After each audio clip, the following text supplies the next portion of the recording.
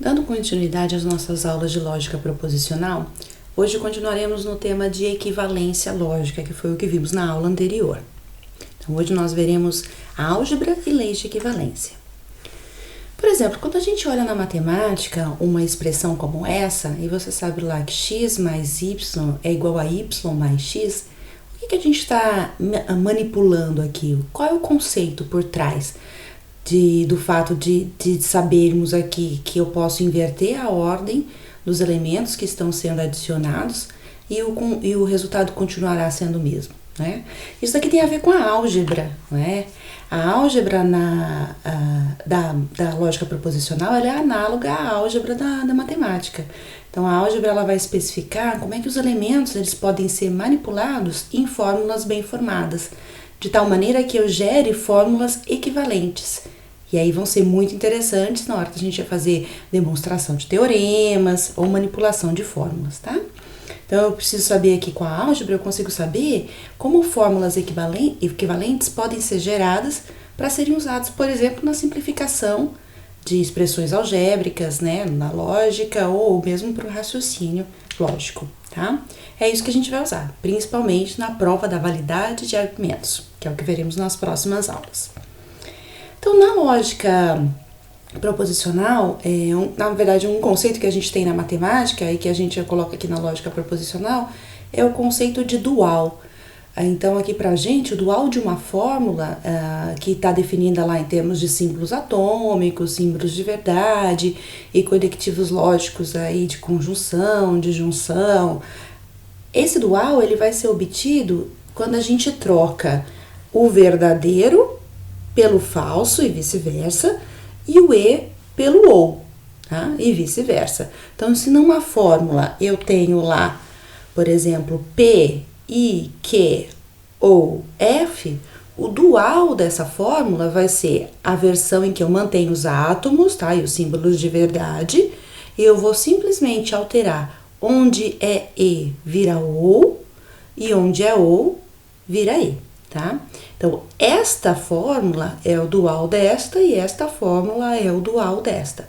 Por que eu tô falando isso? Porque todas as leis de equivalência que nós vamos ver a partir do próximo slide, elas sempre mostram a versão e o seu dual, tá? Então, para vocês saberem o que está acontecendo ali, tá? Então, por exemplo, quando eu falo para vocês, olha, tá vendo aqui a gente tem o dual, né? A primeira tá com E, e a segunda tá com ou, então uma é o dual da outra, tá? E quando eu falo para vocês, o que será que dá em termos de valor lógico fazer a conjunção de um átomo e a sua negação, né? Lembrando aí da tabela verdade, que nós já temos trabalhado em algumas aulas, eu sei que se esse meu átomo é verdadeiro, então a sua negação vai dar falso. E numa conjunção, qualquer coisa, se um deles for falso, já dá falso, não é? Então, aqui vai dar falso, nesse caso que eu falei. Só que se no primeiro caso, eu falei que o P era verdadeiro, né? E se o P for falso? Bem, se for falso, então tudo isso já está dando falso. Ou seja, para esta fórmula aqui, o que a gente vê é que a interpretação dela sempre vai ser falsa, não é verdade? Bem, se a interpretação da primeira sempre é falsa, olha para a segunda. A segunda é o dual dela, não é? Então, eu substituí o E pelo ou. Então, aqui onde deu falso, o que vai dar aqui? Vai dar verdadeiro. A gente sabe, né? Isso daqui é uma tautologia. Eu sei que a disjunção de um átomo com a sua negação, ou a disjunção de uma fórmula, seja ela qual for, com a sua negação, sempre dá verdadeiro. Porque ou a parte da esquerda da disjunção é verdade, e aí já dá verdade, ou essa parte é falsa, mas então necessariamente a negação dessa parte vai ser verdadeira, tá? Então, essa lei de equivalência é a lei da contradição, a primeira, tá bom? E a segunda é a lei do terceiro ou meio excluído, né? Lembra? Uma das regras lógicas mais antigas, né? E que eu sei que se uma coisa não é verdadeira, ela necessariamente é falsa e vice-versa, né? E a lei da contradição aqui, eu sei que se eu combinar, a conjunção de uma fórmula com a sua negação, por meio da conjunção, estou dizendo que uma coisa é verdadeira e falsa ao mesmo tempo, isso é impossível, tá? Então, por isso que é a lei da contradição. Mais algumas leis, hoje vai ser só uma aula de leis, tá? Então eu tenho aqui, o que acontece se eu estiver fazendo a conjunção de um átomo e o símbolo de verdade? Lembra? Esse símbolo de verdade aqui, ele é como se ele fosse um símbolo atômico, não é como se ele fosse um P e um Q, então ele é um símbolo atômico aqui, só que ele é um símbolo atômico que ele já traz com ele qual é o valor verdade que ele carrega. Então esse símbolo V aqui significa que isso daqui é verdade. Esse símbolo F significa que isso daqui é falso. Tá? Então, se eu fizer a conjunção de qualquer coisa com verdade, o que dá isso daqui? Lembra, a verdade na conjunção é um elemento neutro, né? Ela não altera nada. Assim como a falsidade na disjunção também é um elemento neutro.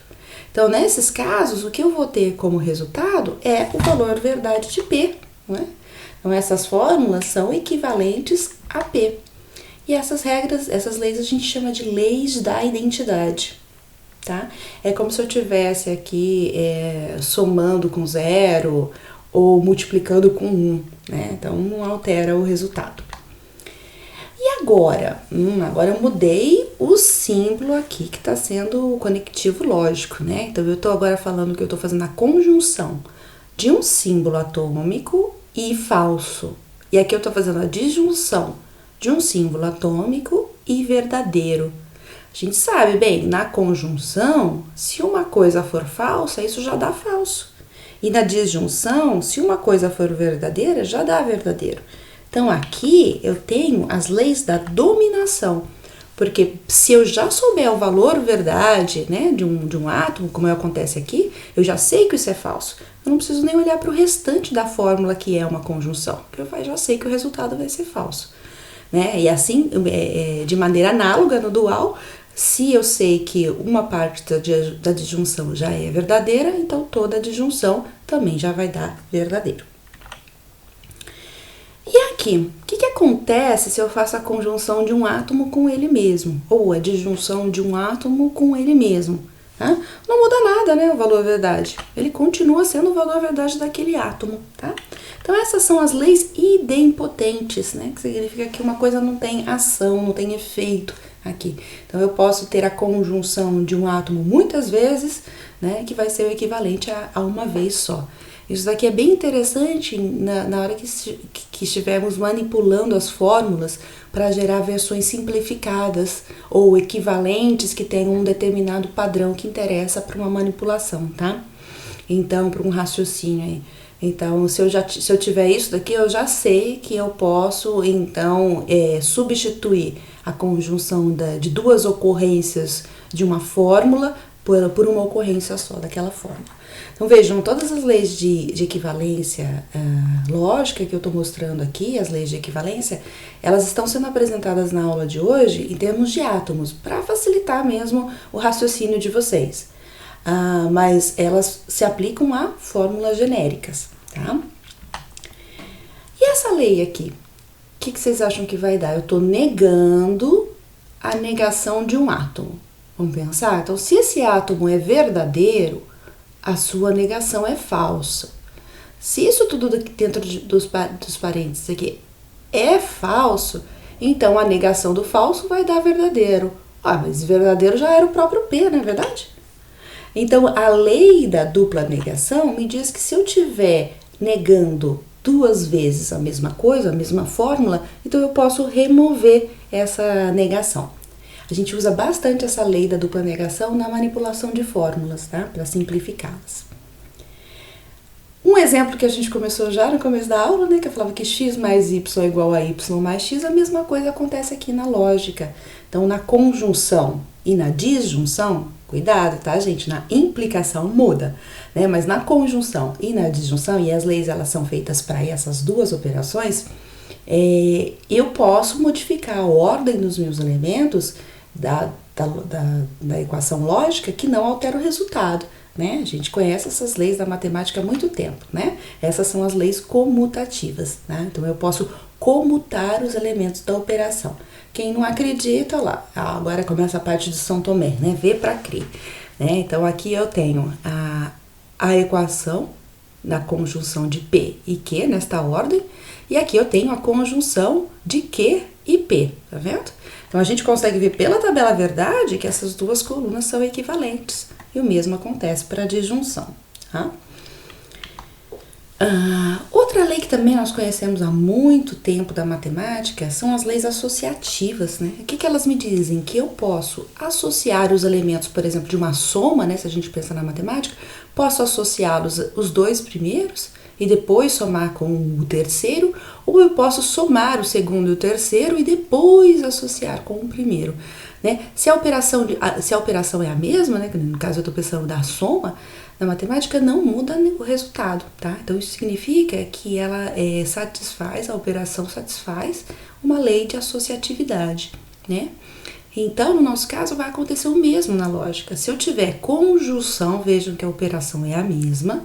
Se eu tiver conjunção de 3 átomos ou 3 fórmulas, eu posso optar por fazer duas delas, as duas primeiras ou as duas últimas, tá? A disjunção também acontece a mesma coisa. Então, para quem não acredita, tá ali a tabela verdade, né? Em que eu mostro, por exemplo, no caso da conjunção, ó, aqui está o de P e Q e R. E aqui está Q e R, e aqui está P e Q e R, né? Então, a gente pode ver que essas duas colunas aqui, elas são exatamente as mesmas, ou seja, mostrando então que há a equivalência e essa lei associativa, então, é satisfeita, tanto para conjunção quanto para disjunção, tá? Complicando um pouquinho mais, né? Porque até agora estava tudo muito simples, mas outra lei que usamos bastante na hora de fazer a manipulação de fórmulas, que é a lei distributiva. Nós também temos isso na matemática, né? Se a gente for pensar na matemática, por exemplo, se eu tiver um 3 vezes 2 mais 4, eu posso distribuir essa vezes aqui, não é verdade? Né? E da mesma forma, vejam, a equivalência, pessoal, ela é válida nos dois sentidos, não é? Então, da mesma maneira que eu posso distribuir a parte que está fora do parênteses, eu também posso fazer o contrário. Supondo que eu tenha isso daqui como parênteses, eu posso encontrar a parte comum, nesse nosso caso é o PE, tá vendo? PE, colocar esse P aqui em evidência, não é? A gente também faz isso na matemática. Supondo que fosse 6 mais 8, por exemplo, né? Eu posso colocar o 2 para fora, na verdade, deixar um 3 mais 4 dentro, né? Eu consigo separar aqui. Então, a mesma coisa acontece, a gente pode fazer na lógica. Então, se eu tenho um E fora do meu parênteses e um OU dentro, ou se eu tenho um OU fora do parênteses e um E dentro, eu posso distribuir a parte que está fora em relação a quem está dentro. Então, eu pego esse PE e distribuo, vai gerar PEQ, viu? Que esse é o primeiro parênteses. Quem estava o operador mais interno passa a ser, então, o operador mais externo. E eu repito essa distribuição para o outro elemento, ó. Então, fica PER, certo? O mesmo é válido para o OU. Então, eu faço P ou Q, tá aqui. O operador mais interno, que era o E, fica mais externo. E P ou R fica sendo minha última parte da forma, tá? Essas vezes é mais assim, difícil de vocês aceitarem de primeira que são fórmulas equivalentes. Mesmo eu fazendo analogia com a matemática, e na matemática vocês já estão acostumados com essa equivalência, né? Então aqui a gente tem as fórmulas, tá? Então eu tenho aqui o P, I, Q, U, R, tá vendo? Q, U, R tá aqui, P tá aqui. E eu tenho também as separadas, né? P e Q, P e R, e eu tenho aqui, ó, a conjunção de P e Q e de P e R. Então, esta coluna aqui tem que ser equivalente a esta coluna aqui, e elas são, tá? Então, se você tiver na dúvida, se ainda não entendeu, façam vocês a tabela verdade, tá? É muito importante que as leis de equivalência, assim como as regras de inferência que a gente vai ver depois, que elas façam sentido para vocês, porque vocês, durante a prova, vocês vão poder consultá-las, mas não adianta nada você poder consultar se você não entender o que ela faz. Então você tem que saber para que serve a lei da distributiva. Então isso tem que fazer sentido na sua cabeça, para que depois, quando você olha uma fórmula complexa, você consiga identificar os passos que devem ser aplicados para transformá-la em uma outra versão equivalente, tá? Então é importante sim entender como é que a fórmula funciona, como é que essa lei funciona. Outra lei que usamos bastante é a lei de De Morgan, né? Então, a lei de De Morgan, o que a gente tem? Ela tem, se eu tiver um não para fora, eu distribuo esse não. Eu pego esse não, que está fora de uma conjunção, e distribuo ele para o P, distribuo ele para o E, e ao fazer isso, o E vira o seu dual, que é o OU. E distribuo ele para o Q. Então, negar a conjunção de P e Q é equivalente a fazer uma disjunção da negação de P e da negação de Q, tá? O mesmo também pode ser feito no caso da disjunção, que né, nesse caso ela vira uma conjunção. Essas são as leis de De Morgan, nós vamos usar bastante na manipulação de fórmulas também, tá? Então, lá, por exemplo, se eu tenho então aqui a minha conjunção de P e Q, a negação da conjunção de P e Q tá aqui, e a disjunção das negações de P e de Q está aqui. Então, essas duas colunas são equivalentes, mostrando, então, a equivalência a validade da lei de De Morgan. Outras equivalências lógicas bastante importantes que nós utilizamos na manipulação de fórmulas durante o raciocínio também. Em alguns tipos de fórmulas, eu só vou poder ter 3 conectivos lógicos, que seriam o não, o ou e o e, que são aqueles que eu consigo mapear nas portas lógicas, não é verdade? Quando viram lógica digital, né? Então eu tenho a porta E, a porta O, a porta NOT, né? AND, OR, NOT. Então eu consigo gerar um circuito com essas portas, né? Mas eu não tenho um circuito para implicação. Então como é que eu faço para mapear essa implicação lógica num circuito lógico? É que a implicação ela é equivalente à negação do antecedente, fazendo uma disjunção no consequente, tá? Então, você nega o antecedente e faz um ou no consequente. Isso daqui, então, são as regras de equivalência que nós utilizamos para fazer um mapeamento de uma implicação em uma versão da implicação que só contém operadores não e ou. Eu sei que uma implicação, uma biimplicação, é uma implicação indo, veja, P implica em Q, e uma implicação voltando, Q implica em P, tá? Então, eu consigo desmembrar a biimplicação em 2 implicações.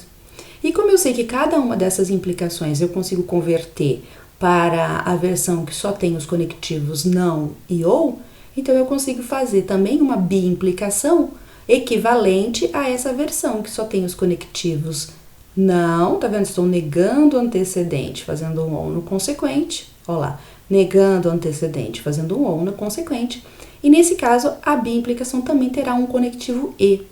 Mas aqui, olha, eu consigo agora mapear isso num circuito lógico, tá? E temos 2 outras leis, que são a lei da absorção e a lei da generalização, que você, na verdade, na tabela de leis que a gente vai ter disponível lá no ambiente, ela não tem nome, essa lei, ela é uma lei sem nome. Eu que coloquei aqui entre parênteses um nome para ela, porque os alunos sempre se incomodam comigo. Professor, e essa lei não tem nome? Bem, todas as referências à lei não tem nome, tá?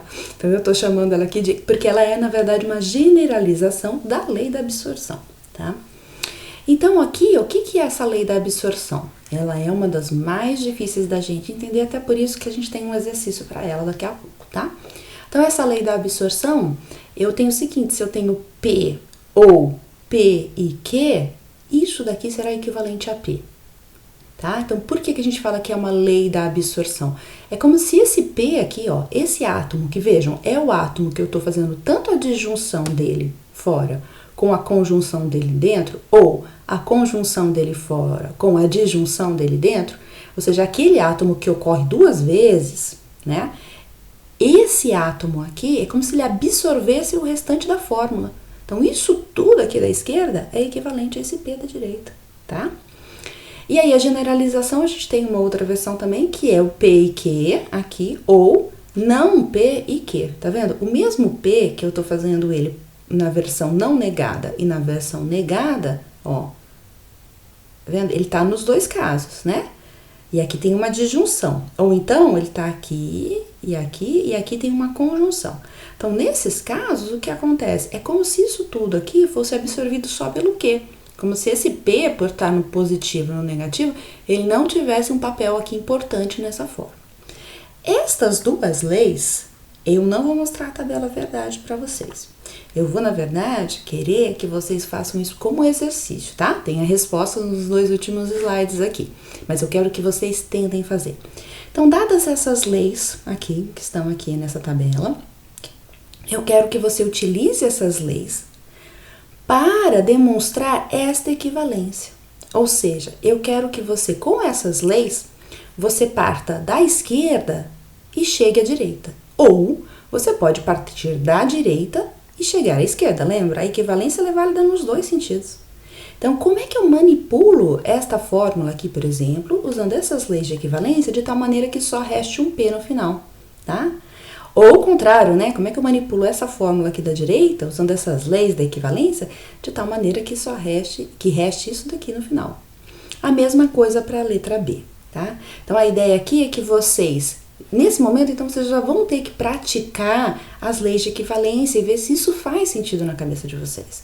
Então, a ideia é que vocês aprendam a usar essas leis de equivalência para demonstrar equivalência entre as fórmulas, ou seja, converter uma fórmula mais complexa e mais simples, ou gerar a partir de uma fórmula mais simples, uma mais complexa. Lembrem-se, vocês precisam na equivalência ter que substituir, né, a parte da esquerda do símbolo de equivalência pela parte da direita, ou vice-versa. Tudo bem, pessoal? Então, tá ótimo. Tentem fazer aí e no final a gente tem os resultados, tá? Tem a minha versão aqui. Lembrando que na lógica pode ser que vocês façam de uma maneira diferente, mas está igualmente correta, tá? Então, na dúvida, procurem aí os fóruns de dúvida ou os plantões síncronos para a gente retirar, para tirada de dúvidas, tá bom? Bom exercício aí para vocês e até a próxima aula.